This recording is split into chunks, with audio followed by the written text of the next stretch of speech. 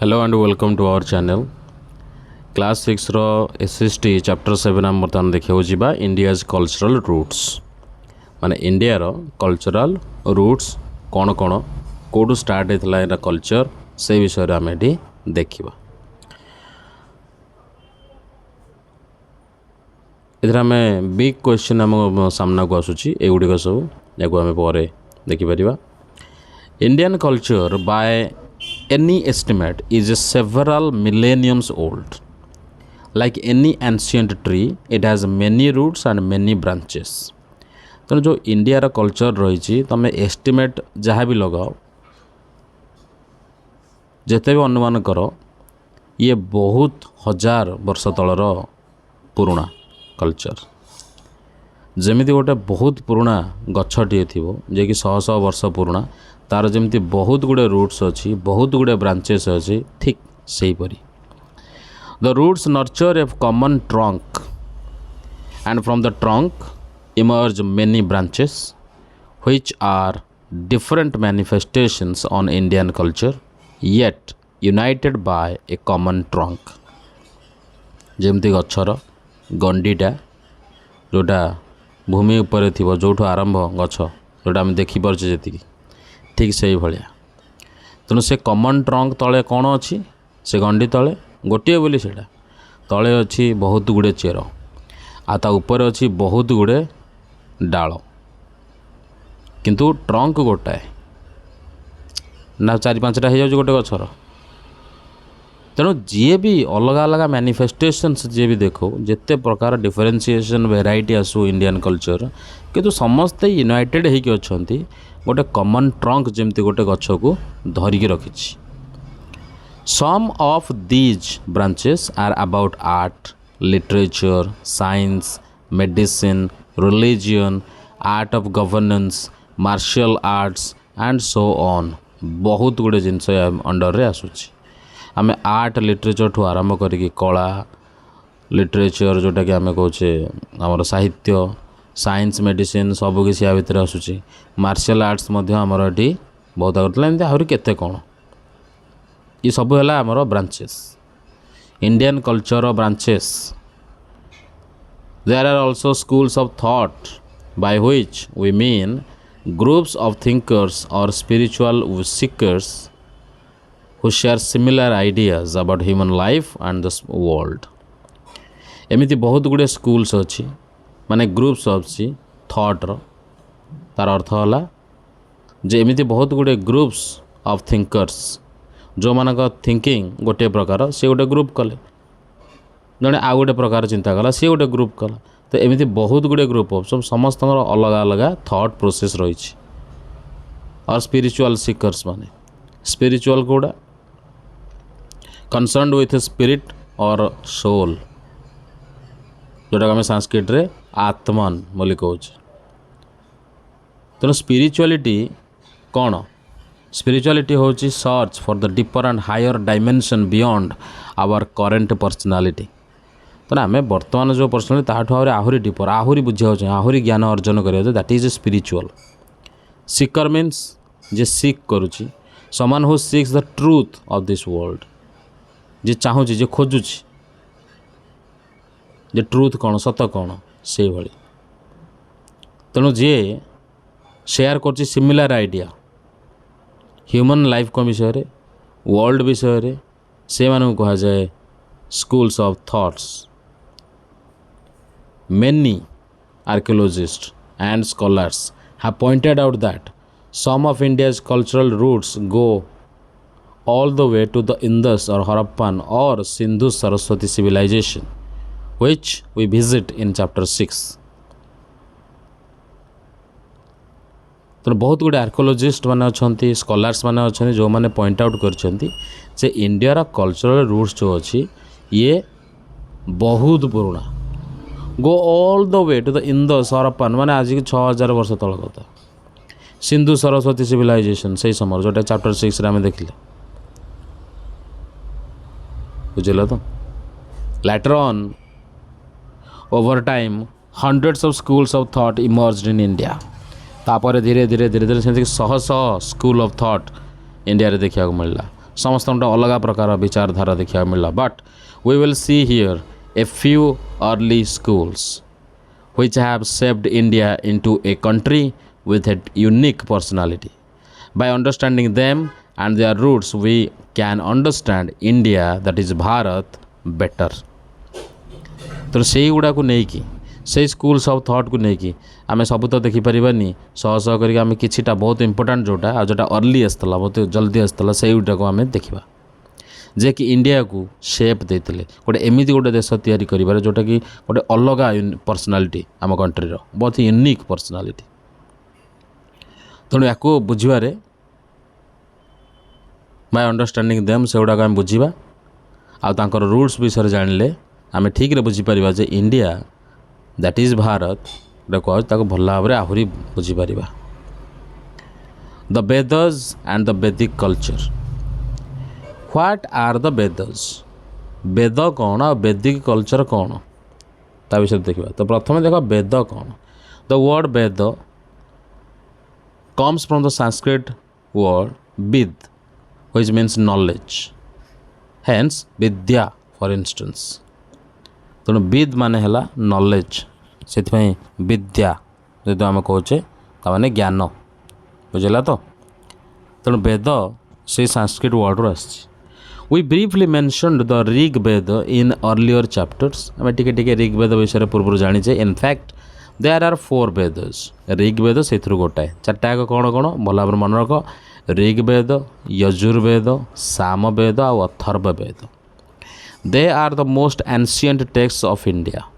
And indeed among the most ancient in the world तेणु इंडियार सबुठु ancient text जदि गोटा अच्छी ताले यही गुड़ाक ये वेद गुड़िक आ दुनिया गोटा आगे मतलब देखिले बहुत गुटे जो एंशिएंट टेक्स्ट है ता भितर ये अच्छा the Vedas consist of thousands of hymns और prayers in the form of poems and songs ताको हाइम्स कहा जाए जो प्रार्थना कि तुम फॉर्म को फॉर्म ना पोएम सॉन्ग्स रो फॉर्म में थिबो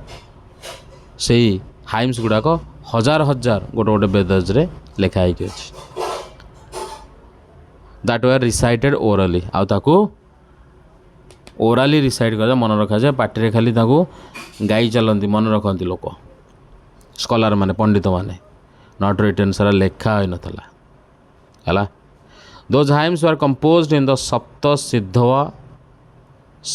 सिंधव रिजियन जोटा कि चैप्टर 4 रे आम देखी सप्त सिंधव रिजियन रे ताकू compose कराइथला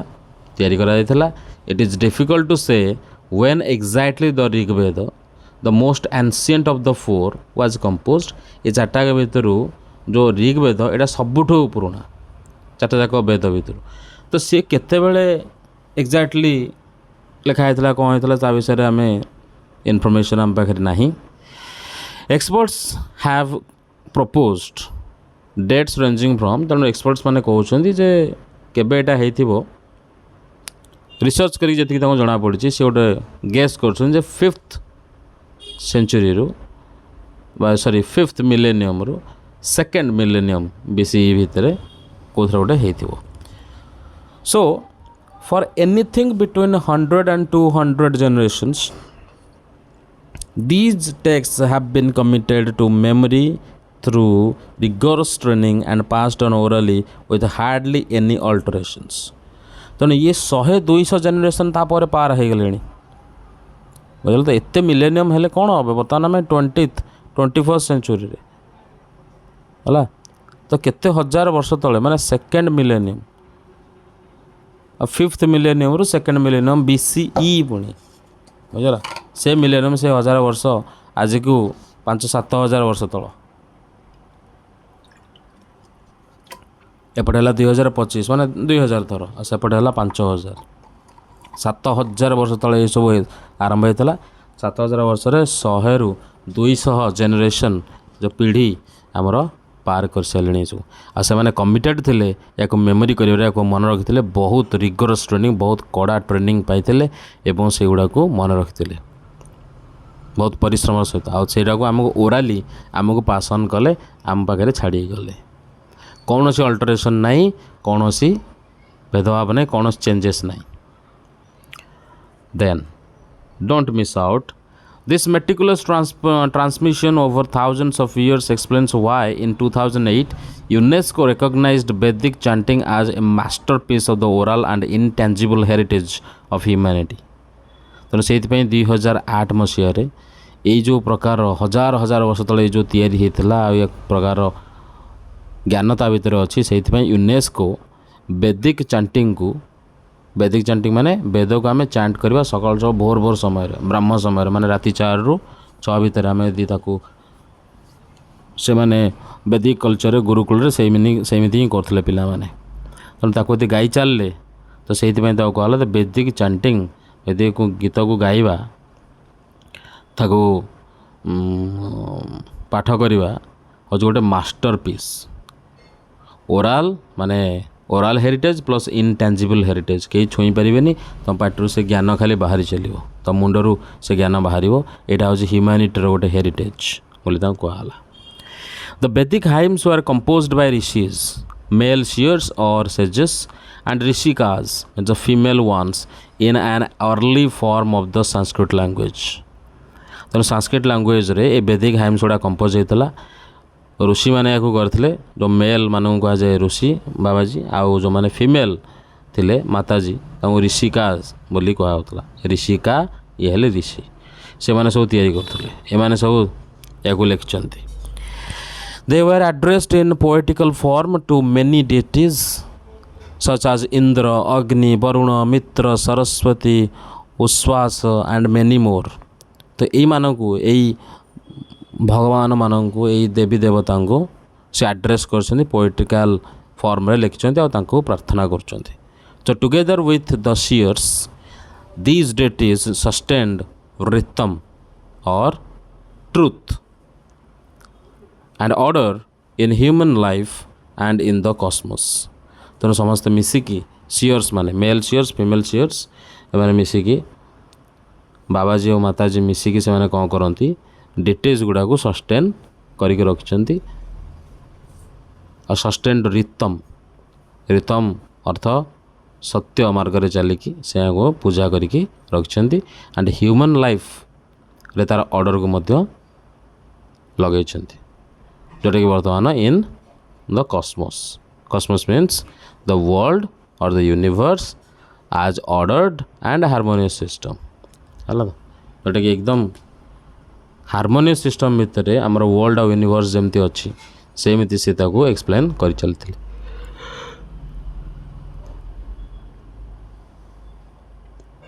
The early rishis and rishikas saw those gods and goddesses as one, not separate beings. ତେଣୁ ଭଗବାନ ଜଣେ, ନା ଗଡ଼୍ ନା ଗଡ଼େସ୍ ମାନେ କେହି ଅଲଗା ଅଲଗା ନୁହଁ, ଇଏ ଗୋଟିଏ ଜାଗାରୁ ହିଁ ଜନ୍ମ ହୋଇଛନ୍ତି। ଇଏ ଗୋଟିଏ, ତାଙ୍କ ଜଷ୍ଟ ଖାଲି ସେମାନଙ୍କ ଅଲଗା ଅଲଗା ପାର୍ଟ, ଗୋଟେ ତାଙ୍କର ଗୋଟେ କ୍ୟାରେକ୍ଟର। ତେଣୁ ସେଇ ଜିନିଷ ଗୁଡ଼ାକ ଋଷି ଆଉ ଋଷିକା ମାନେ ଜଣେଇଥିଲେ ଆଉ ଦେଖୁଥିଲେ। ଆଜ୍ ୱାନ୍ ଫେମସ୍ ହାଇମ୍ ପୁଟ୍ସ ଇଟ୍, ତେଣୁ ଗୋଟିଏ ଫେମସ୍ ହାଇମ୍ ଏଠି ଗୋଟେ ଅଛି, ତାକୁ ଦେଖିଲେ ଆମେ ବୁଝିପାରିବା କ'ଣ ଲେଖା ହେଇଛି। ଏକମ୍ ସତ୍ ବିପ୍ର ବହୁଧା ବଦାନ୍ତି,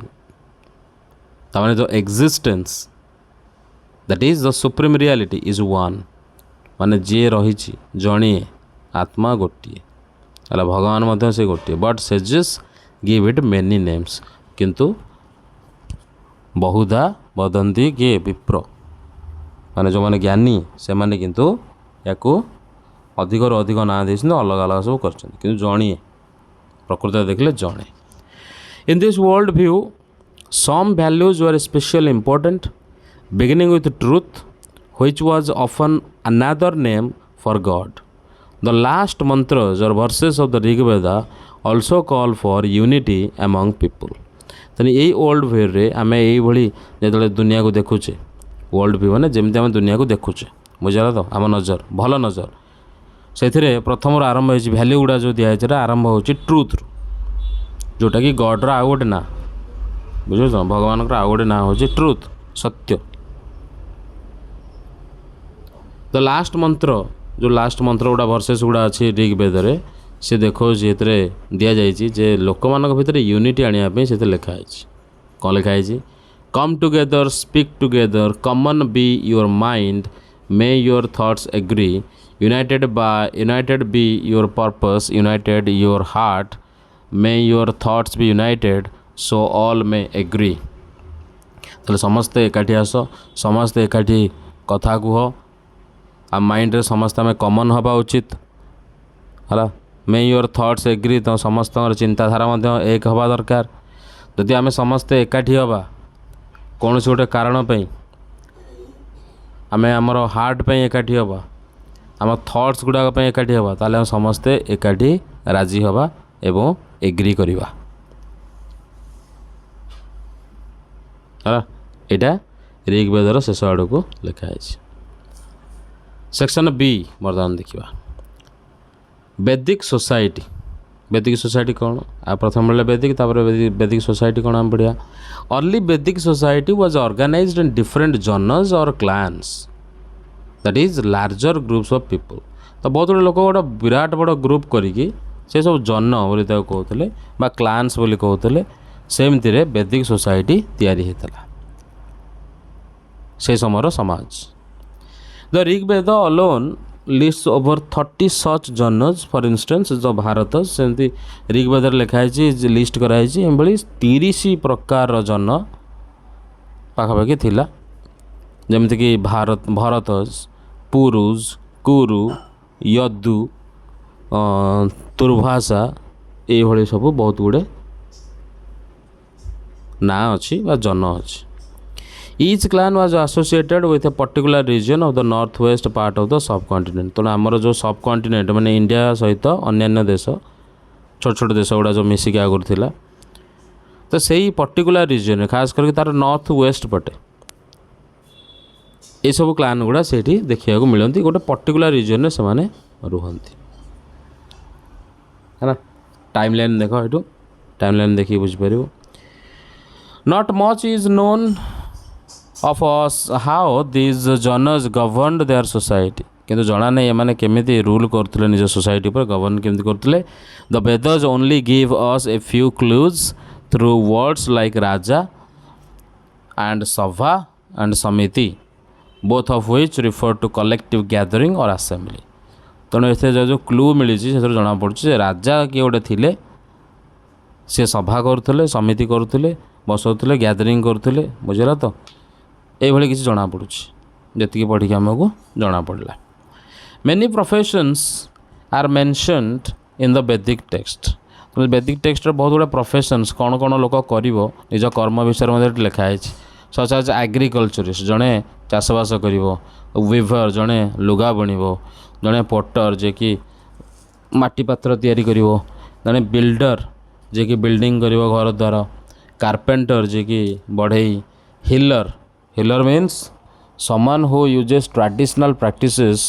to relieve or heal diseases। कौन सी रोग बाग है किसी भी देह खराब है तो पाक जा से कामटा किसी प्रैक्टिस गोटे कर कौन भाई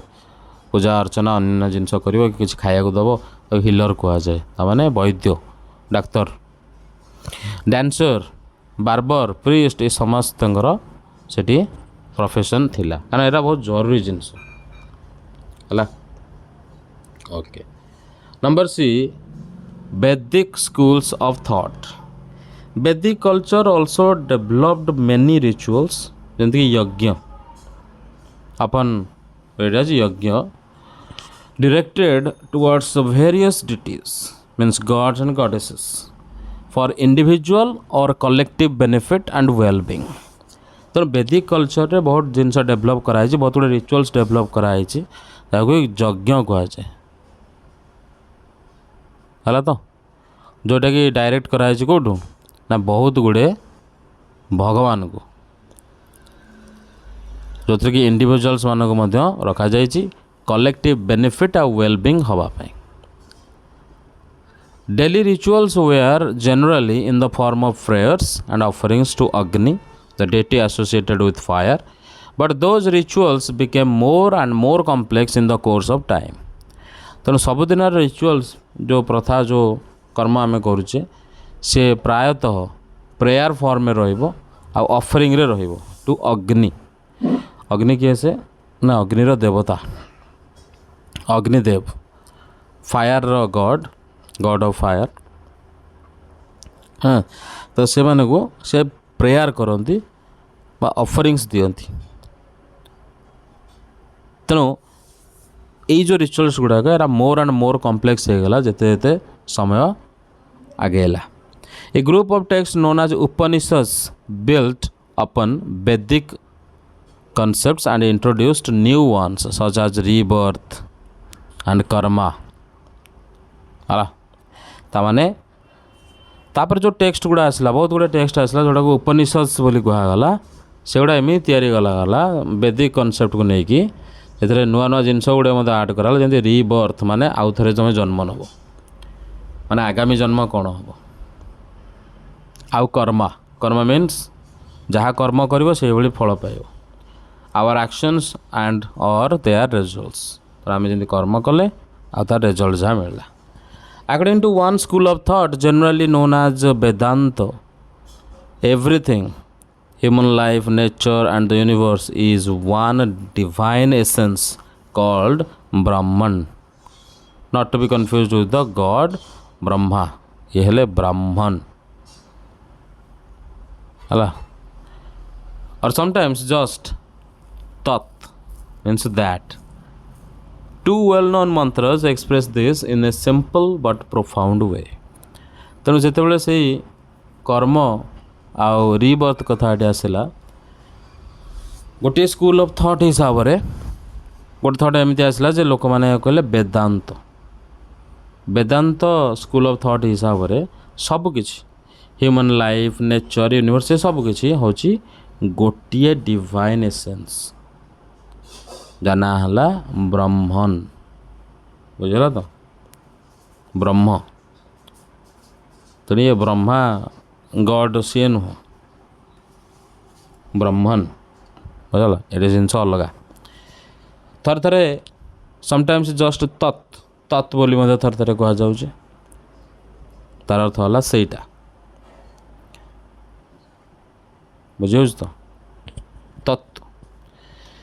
तो यही जो दीटा वेल नोन मंत्र आम बर्तमान पढ़ी जाऊे ए बहुत भल भाव जिनस को बुझे दिखाई कौन दिखाई देख अहम ब्रह्मस्मि आई एम ब्रह्मन यार अर्थ है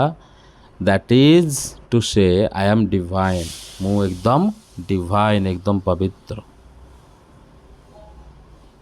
तत् त्वम असि सो यू आर दैट और तमें से बुझल कौन तमें Brahman the Upanishad also introduced the concept of Atman or self the divine essence that resides in every being but is ultimately one with Brahman. तेणु उपनिषद ये आउ गए जिनस इंट्रोड्यूस कला जे आत्मन आत्मा कौन ना सेल्फ निजे तेणु गोटे डिवाइन एसेंस जो कि आम समस्त भितर अच्छी गोटे एमती अमूल्य पदार्थ एमती गोटे एसेंस जे कि आमको बंचे रखी जीवनटा कौट आसला जीवन केतले पलैला ये सब किसी आमको देखा जाऊँगी कि जो आत्मा जो अच्छी जोटा आम ब्रह्मांड बोली कहे समस्त भितर अच्छी तेन ये फॉलो कर everything in this world is connected and interdependent तेने कहे सब जिनस कनेक्ट होगी प्रत्येक जीवजंतु अन्य जिनस सब कनेक्ट होती आउ इंटरडिपेंडेंट होती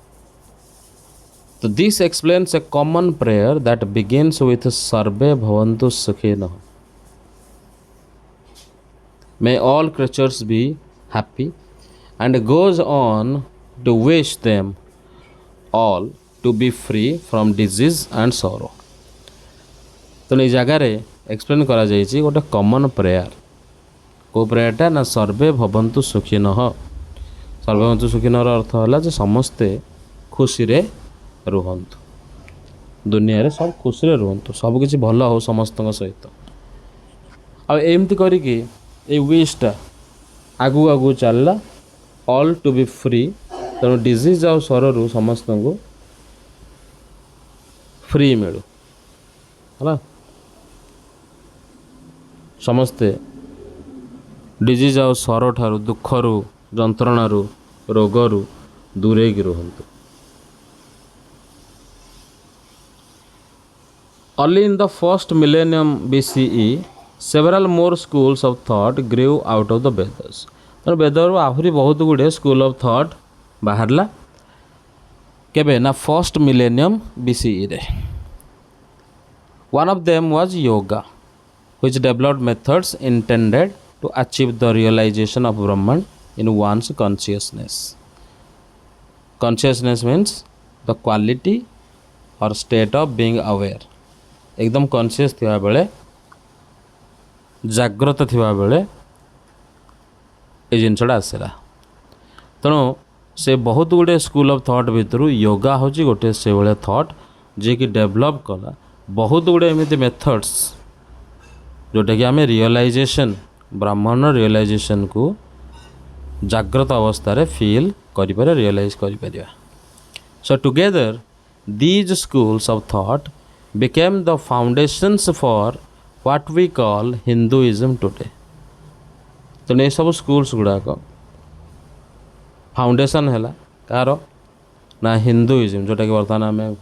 हिंदुइज्म कहे ये सबूर फाउंडेशन आकार रे ये सब पड़ा